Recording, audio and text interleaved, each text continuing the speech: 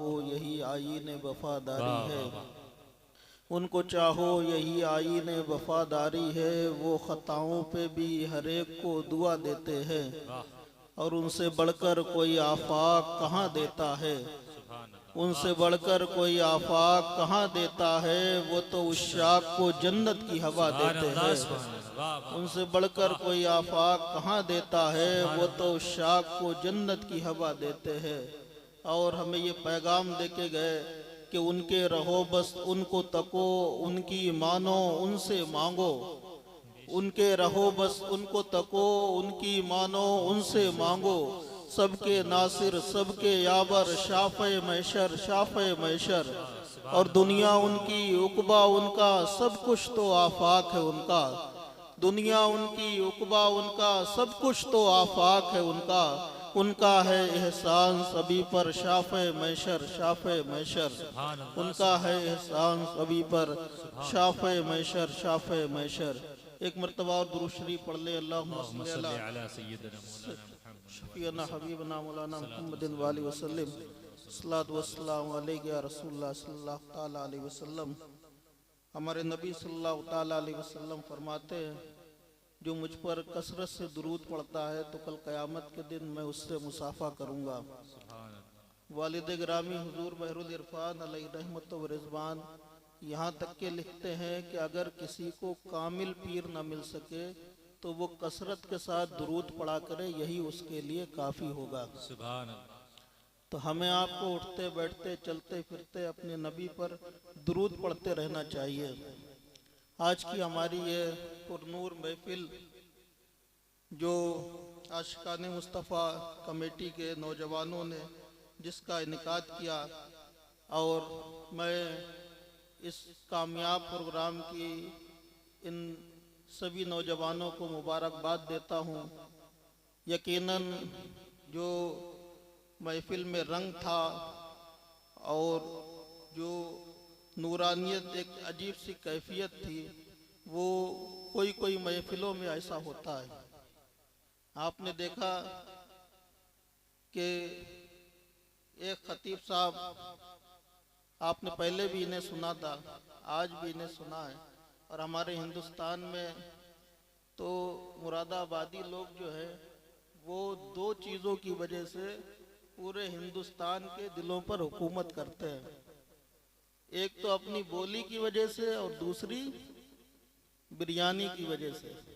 बिरयानी मशहूर है ना, मुरादाबाद की बोली का भी जवाब नहीं है और मुरादाबाद की बिरयानी का भी जवाब नहीं है।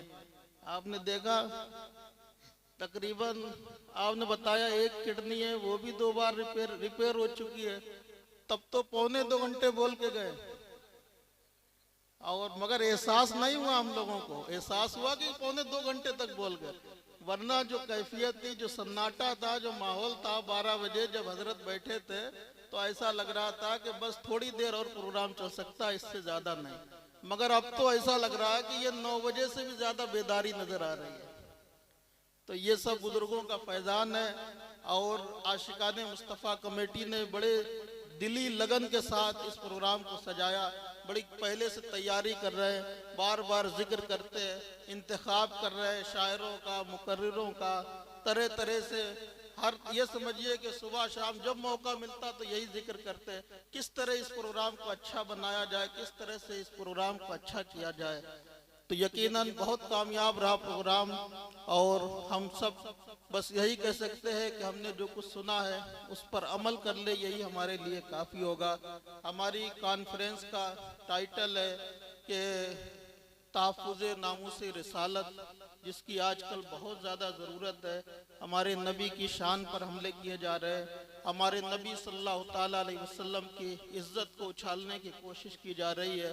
हमारे नबी सल्लल्लाहु ताला अलैहि वसल्लम पर ये समझिए कि बहुत ज़्यादा कमेंट और टाइंटिंग की जा रही है।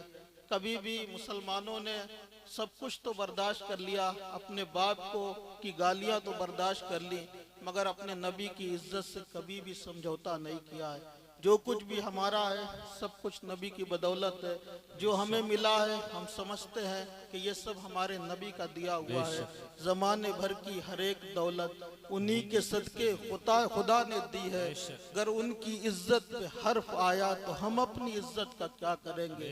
ये हमारा उसूल और ये पैगाम होना चाहिए कि हम अपने बाप की इज्जत पे अगर कोई हर्फ आता है उसे तो बर्दाश्त कर लेंगे, मगर हम अपने नबी की इज्जत को कभी भी बर्दाश्त नहीं करेंगे।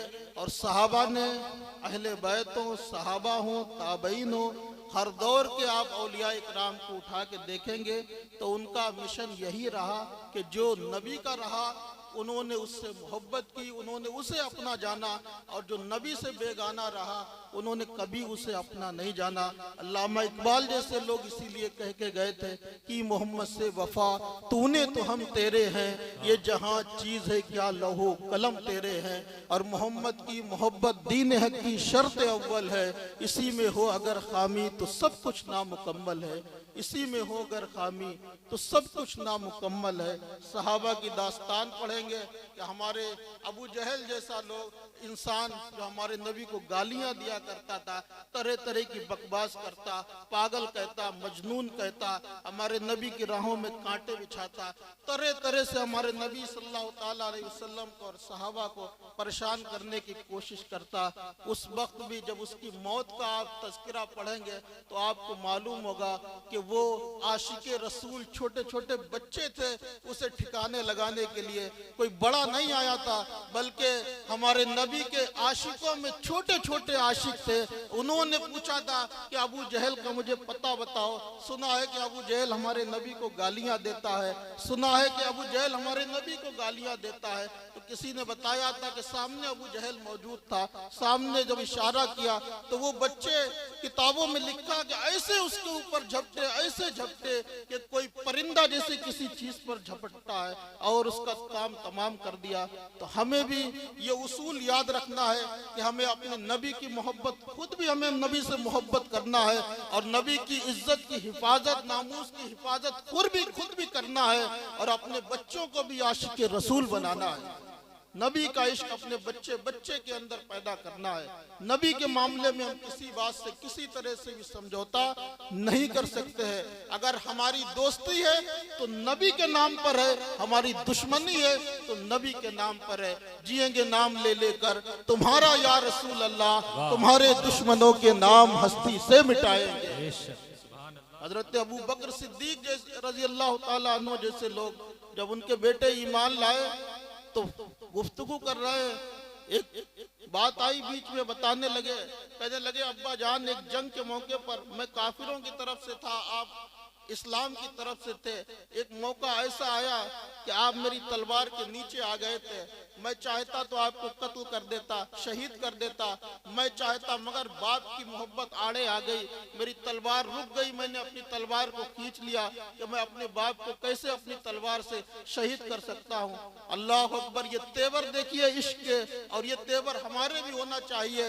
हजरत अबू बकर जैसे लोगों के, जो इस उम्मत के सबसे अफजल इंसान है, अपने बेटे से कहते हैं कि बेटा तुमने तो बाप की मोहब्बत में अपनी तलवार को रोक लिया, अगर तुम मेरे मुकाबले में मेरी तलवार के नीचे आते तो मैं ये नहीं देखता कि तू मेरा बेटा है, बल्कि मैं ये देखता कि तू हमारे नबी का दुश्मन है, मैं तेरा काम तमाम कर देता। बहुत सादा सा है अपना उसूल जिंदगी कौसर, जो उनसे बेताल्लुक है वो मेरा हो नहीं सकता, जो उनसे बेताल्लुक है वो हमारा हो नहीं सकता। तो यकीनन ये पैगाम देते रहो और जिंदगी भर ये उसूल कायम रखो कि नबी की मोहब्बत में सब कुछ है। कल कब्र में भी हमें नबी को चेहरा दिखाना है, और हश्र के मैदान में भी अगर जहां पर नफ्सी का आलम होगा, हर एक को अपनी अपनी पड़ी होगी, कोई किसी का होने वाला नहीं है। शौहर बीबी तक को नेकी देने के लिए तैयार नहीं होगा, कोई किसी को उस मैदान में पहचानेगा नहीं। लोग इधर उधर दौड़ेंगे, इधर उधर जाएंगे, नबियों के पास जाएंगे कि हुजूर आप दुआ फरमा दें, आप कर दे, आप तो कलीमुल्लाह हैं, आप तो खलीलुल्लाह हैं, आपको तो अल्लाह ने इतने बड़े बड़े मकामात अता फरमाए। आप दुआ कर दें ये हश्र की शिद्दत हमसे टल जाए और हिसाब किताब में जल्दी हो जाए। अल्लाह अकबर। हर दौर में देखिए आप, किसी ने क्या खूब कहा था कि वहां पर तो हमारे नबी सल्लल्लाहु ताला अलैहि वसल्लम की शान महबूबी दिखाई जाएगी। हर नबी कहेगा इज़हबू इला गैरी, आज ये मेरा मनसब नहीं है, आज ये मेरा मकाम नहीं है, आज मैं कुछ नहीं कर सकता, तुम दूसरे के पास चले जाओ। कोई कहेगा मूसा के पास जाओ, कोई कहेगा ईसा के पास जाओ, कोई कहेगा आदम के पास जाओ, कोई किधर भेजेगा। लोग जाएंगे, लोग दौड़ते हुए नबियों के पास जाएंगे, कहेंगे हुजूर सिफारिश कर दे, आप दुआ फरमा दे, आप दुआ फरमा दे। किताबों में लिखा आखिर में हजरत ईसा अलैहिस्सलाम के पास पहुंचेंगे, हर एक यही कहेगा इज़हबू इला गैरी, तुम दूसरे के पास जाओ, दूसरे के पास जाओ। अल्लाह अकबर। जब हजरत ईसा अलैहिस्सलाम से अर्ज किया जाएगा तो हजरत ईसा अलैहिस्सलाम भी यही कहेंगे कि आज ये मेरा मकाम मनसब नहीं है। अगर तुम वाकई में निजात चाहते हो और हिसाब किताब में जल्दी चाहते हो तो फिर कहीं और नहीं बल्कि आमिना के लाल के पास चले जाओ, आमिना के लाल के पास चले जाओ। अल्लाह अकबर। मेरा नबी खड़ा होगा, शान देखिए, उम्मती दौड़े हुए आ रहे होंगे, मेरा नबी अपने उम्मतियों को देखकर मुस्कुराएगा और कहेगा अना लहा, अना लहा, आओ आओ आओ, तुम इस हश्र की गर्मी से निजात चाहते हो, हिसाब किताब में जल्दी चाहते हो, आओ मेरी तरफ आओ, आओ मेरी तरफ आओ, आओ मेरी तरफ आओ। मेरे भाइयों, अपने नबी की मोहब्बत का दावा करने वालों, सुनो तो मेरे नबी सल्लल्लाहु ताला अलैहि वसल्लम कैसे हमसे मोहब्बत करते हैं। और हमारे नबी खुद फरमाते हैं मेरे उम्मती जमा होंगे। अल्लाह अकबर। मेरे नबी फरमाते हैं मैं अपने सर को सजदे में रख दूंगा और खुदा की ऐसी हम करूंगा, ऐसी हम करूंगा, ऐसी तारीफ करूंगा कि आज तक किसी ने नहीं ऐसी हमद की, किसी ने ऐसी तारीफ नहीं की जो मेरा रब मुझे सिखाएगा, मैं उसकी हमद करूंगा। अल्लाह अकबर। खुदा की तरफ से निदा आएगी इरफा रासका या मोहम्मद, अरे मोहम्मद तुम अपने सर को तो उठाओ, अरे तुम मांगो तुम्हें दिया जाएगा, अरे तुम बख्शिश करो, तुम शफाअत करो, तुम्हारी शफाअत को कबूल किया जाएगा, अरे तुम इन गुनहगारों को बख्शवाना चाहते हो, तुम बख्शवाओ, तुम्हारी वजह से इन्हें जन्नत अता की। मेरे नबी फरमाते तब तक के मैं अपने सर को नहीं उठाऊंगा जब तक के अपने एक एक उम्मती को नहीं बख्शवा लूंगा, तब तक के अपने सर को जमीन से नहीं उठाऊंगा। आप देखें अल्लाह अकबर। आखिरी हदीस सुन लीजिए और कोशिश समझने की कोशिश कीजिए कि हमारे नबी ने जिंदगी भर हमारे नबी हमारे लिए तड़पते रहे।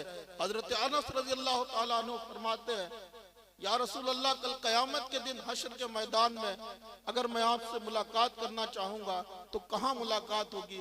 तो हजरत अनस रज़ियल्लाहु ताला अन्हु फरमाते हैं हजरत या हमारे नबी सल्लल्लाहु ताला अलैहि वसल्लम ने 3 एड्रेस उन्हें बताए, कहा कि 3 जगह मुलाकात होगी। कहा कि या रसूल अल्लाह कहाँ होगी? तो फरमाया कि मैं मीज़ान के करीब में खड़ा रहूंगा। मीज़ान कहते हैं तराजू को, जहाँ पर हमारे आपके अमाल तौले जा रहे होंगे। फरमाते मैं मीज़ान के पास खड़ा रहूंगा, मेरी उम्मत के अमाल तौले जा रहे होंगे, जिसकी मेरी उम्मती की नेकियां कम पड़ेंगी मैं अपनी नेकियों को उठा के उसमें डाल दूंगा, उस कमी को पूरा कर दूंगा और उसे जन्नत में भेज दूंगा। इसलिए मैं मीज़ान के पास खड़ा रहूंगा। अल्लाह अकबर। देखे, आशिकी अगर देखना है तो सहाबा से सीखो। हमारे सहाबा ने जिस तरह से हमारे नबी से मोहब्बत की, जो उन्हें पढ़ता है उन्हें दिल दे बैठता है।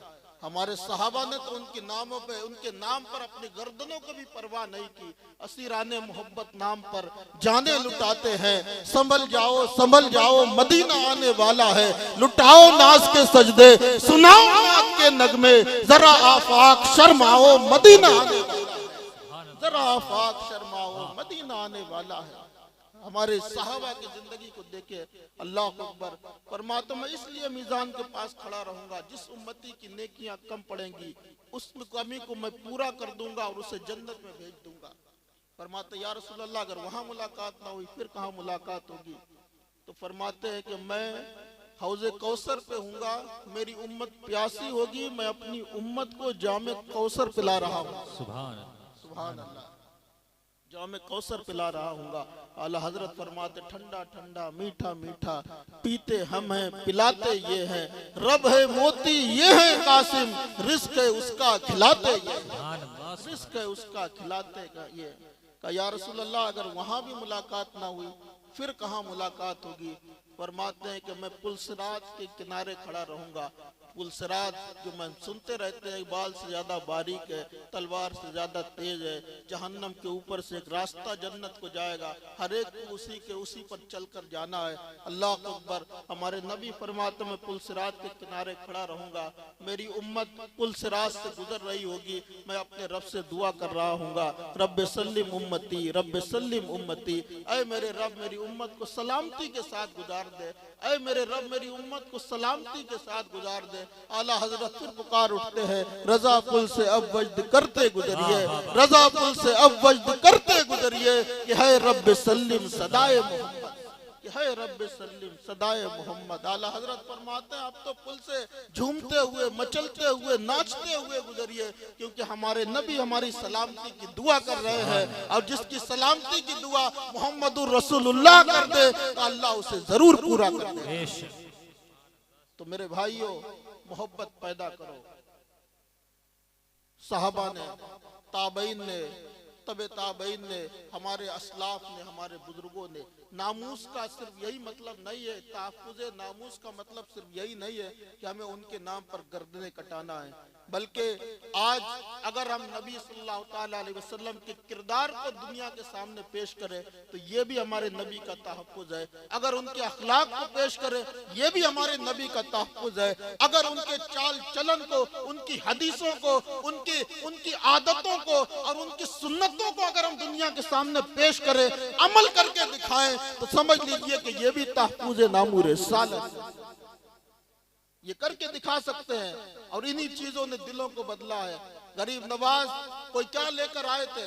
हमारे नबी का अखलाक, किरदार और उनका अमल, उनकी सीरत, उनकी सुन्नतें लेकर आए थे।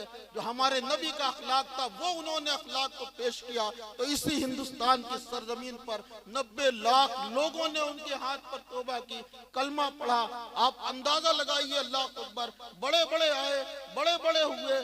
आज हमें खौफजदा किया जा रहा है, आज हमें डराया धमकाया जा रहा। मैं ऐसी बातें करता नहीं हूँ, मगर नबी की बात पर समझौता भी नहीं करना चाहिए। अगर ये एक जान क्या है, अगर हो करोड़ों तेरे नाम पे सबको वारा करूं मैं, तेरे नाम पे सबको वारा करूं मैं। आज हमारा इश्क कमजोर हो रहा है, आज हमें कमजोर किया जा रहा है। हमें नबी के, हमारे ईमान से, हमारे ईमानों को लूटा जा रहा है। हमारे दिलों से नबी की मोहब्बत को निकालने की कोशिश की जा रही है। हमारे नबी सल्लल्लाहु अलैहि वसल्लम, और एक अंग्रेज ने बड़ी प्यारी बात कही थी कि मुसलमान इसलिए दुनिया पर हुकूमत करते हैं कि वो अपने नबी सल्लल्लाहु अलैहि वसल्लम के मामले में किसी से समझौता नहीं करते हैं, अपने नबी की इज्जत में आंच नहीं आने देते हैं। आज अगर हमारे नबी से कोई खेलने की कोशिश करेगा तो एक आयशी काफी है। आज हम डरे हुए, दबे हुए हैं। आज हमें डराया और रुस्वा और जलील करने की कोशिश की जा रही है। मगर देखे, जब फिरौन आता है तो अल्लाह फिरौन के घर में ही फिर मूसा को भी पाल के दिखाता है। अगर कोई नमरूद आता है तो फिर अल्लाह का कोई मर्द कलंदर उठता है। अगर अकबर आता है इसी हिंदुस्तान की सरजमीन पर, जब उसने अपने दीन इलाही को आगे बढ़ाने की कोशिश की थी, तो अल्लाह ने उस मर्द कलंदर को सरहिंद से ऐसा उठाया इमाम रब्बानी की सूरत में कि अकबर क्या, अकबर का दीन क्या, सब तहस नहस हो गया। दीन मोहम्मदी जैसा फल फूल रहा था उसी तरह से फलता फूलता हुआ नजर आया। कभी भी हमारे बुजुर्गों ने समझौते नहीं किए हैं। और ये जहां भी रहते हैं, आज हमें बुलडोज करने की, मैं बता रहा हूं कि मैं ऐसी बात में कुछ लोग डर भी जाते हैं। आज हालात ऐसे हैं, मगर ये वक्त है। हमारे नबी का इश्क अगर ऐसे निकाला जाएगा तो हमारी जिंदगी किस काम की है? अगर नबी की मोहब्बत ही दिल से निकल जाएगी तो फिर ये जिंदगी किस काम की है? नबी की अगर इश्क हो और खुदा और उसके रसूल के लिए अगर काम किया जाए तो अल्लाह गैब से हिफाजत करता है। जैसे इमाम रब्बानी की हिफाजत की, जैसे ख्वाजा गरीब नवाज की हिफाजत की। देखिए आप कैसे कैसे गरीब नवाज को सताने और परेशान करने की कोशिश की गई थी। आज हालात बहुत बुरे हैं। आज हम डरते हैं, आज हम हुकूमत का रोना रोते हैं, आज हम कहते हैं कि जालिम हम पर जुल्म किया जा रहा है। मगर देखिए अल्लाह अकबर, जब एक मर्द कलंदर आता है तो इनकी हजारों सालों की प्लानिंगें फेल हो जाया करती है। वो गरीब नवाज जब उनके सामने, जब उनके कदमों को बादशाह हिला ना पाया तो फिर जादूगर को बुला के लाया था, जयपाल को लाया था। इतना बड़ा जादूगर था, बहुत बड़ा जादूगर था, हजारों तो उसके शागिर्द थे, हजारों दुनिया का, हिंदुस्तान का माना हुआ जादूगर था। अल्लाह अकबर, वो जादूगर आता है, गरीब नवाज को देखता है, कहता है इस फकीर से मैं क्या मुकाबला करूंगा, इसके लिए तो मेरे चेले काफी है, इसके लिए तो मेरे शागिर्द काफी है। अल्लाह अकबर, मगर देखिए जब किसी शागिर्द की ना चली, गरीब नवाज ने सिर्फ एक हिसार खींचा था, उसके आगे कोई जादू काम नहीं कर रहा था, शागिर्द फेल हो गए, सारे के सारे फेल हो गए। अल्लाह अकबर, फिर खुद आया, गुस्से में आगे बढ़ा, कहने लगा कि ये मेरा जादू कैसे काटेंगे, हम तो बहुत बड़े मशहूर जादूगर है, हम तो माने हुए जादूगर है, आज तक हमें कोई नहीं हरा पाया, ये फकीर ये फटे हुए लिबास में ये हमें क्या हरा पाएगा। अल्लाह अकबर, मगर जब उसने जादू दिखाने की कोशिश की तो वो जादू भी उस हिसार के आगे नहीं बढ़ पाया, उस पर भी गरीब नवाज और उनके गुलामों पर कोई भी असर नहीं हुआ। जब उसने देखा कि अब तो बेइज्जती वाला मसला है, अब तो बदनामी वाला मसला है, अब लोग क्या कहेंगे कि इतने बड़े तुम जादूगर हो, फिर तुम्हारा हाल ये है कि फिर तुम्हारे साथ ये हुआ, फिर तुम इस फकीर पर जादू नहीं चला पाए। तो आखिर में शर्म के मारे हवा में उड़ने लगा कि उड़ के गायब हो जाएं, उड़ के गायब हो जाएं, इनके सामने से चले जाएं, हमारा जादू भी बाकी रहेगा और यहाँ से निजात भी मिल जाएगी, छुटकारा भी मिल जाएगा। मगर उसे क्या मालूम है ये कोई आम इंसान नहीं बल्कि मोहम्मद रसूलुल्लाह का सच्चा गुलाम है। उसे क्या मालूम कि ये कोई दुनिया का पावरफुल इंसान नहीं है बल्कि अल्लाह सबसे बड़ा जो बादशाह है उसका पावर दिया हुआ इस इंसान के पास है। वो उड़ने लगा, आसमान की तरफ गया कि निगाहों से ओझल हो जाएंगे। मगर देखिए अल्लाह अकबर, जहाँ पर दुनिया वालों की इंतहा होती है वहाँ पर अल्लाह वालों की इब्तिदा हुआ करती है। गरीब नवाज चाहते तो उसे कैसे भी उतार सकते थे, गरीब नवाज चाहते तो उसे उड़ने भी नहीं देते, गरीब नवाज चाहते तो उसे अपने गुलाम को भेज के भी उतार सकते थे, खुद जाके भी उसे नीचे ला सकते थे। मगर इस्लाम की शान को दिखाना था, इस्लाम की अजमत को दिखाना था और बुजुर्गों के पावर को दिखाना था। गरीब नवाज खुद नहीं गए बल्कि अपनी खड़ाओं को उतारा और उससे कहा कि जाओ इस जादूगर को नीचे लेकर आओ। वो खड़ाएं गई थी, वो खड़ाएं गरीब नवाज की उड़ के गई थी, उसके सर पे ऐसी बजी थी कि उस जयपाल को गरीब नवाज के कदमों पे गिरा दिया, माफी मांगने लगा, कहने लगा कि हुजूर माफ कर दीजिए, हुजूर माफ कर दीजिए और हमें कलमा पढ़ा के मुसलमान कर लीजिए। मेरे भाइयों, किसी को भी भूलना नहीं चाहिए। किसी ने बड़ा प्यारा शेर कहा था कि किस तरह उतरा था नशा भूल गए क्या, किस तरह उतरा था नशा भूल गए क्या, कुछ याद नहीं तुमको जरा भूल गए क्या। जयपाल बहुत उड़ने की कोशिश में लगा था, क्या हाल खड़ाओं ने किया भूल गए क्या, क्या हाल खड़ाओं ने किया भूल गए क्या। हिम्मत रखो और खुदा से दुआ करो कि अल्लाह को ऐसे अपना सच्चा मर्द कलंदर पैदा करे। इंशाअल्लाह दुआओं में वो असर है कि तकदीरें पलट जाया करती है, दुआओं में वो असर है कि बड़े बड़े जालिम नेस तो नाबूद हो गए मगर कोई भी हमारे नबी के जिक्र को और हमारी नबी की इज्जत को कम नहीं कर पाया। मिट गए, मिटते हैं, मिट जाएंगे आदा तेरे, न मिटा है न मिटेगा कभी चर्चा तेरा। और हमेशा ये पैगाम देना, यही पैगाम दो आफाक, दुनिया में रहो जब तक नबी के इश्क में कोशिश करो खुद को मिटाने की। अल्लाह ताला हमारी इस महफिल को कबूल फरमाए, आप सबको मजीद बेपनाह तरक्कियाँ अता फरमाए और इन कमेटी वालों के और हौसलों को बुलंद फरमाए और इन्हें इनके कारोबार में बरकतें अता फरमाए, मजीद इन्हें बुलंद हौसले अता फरमाए।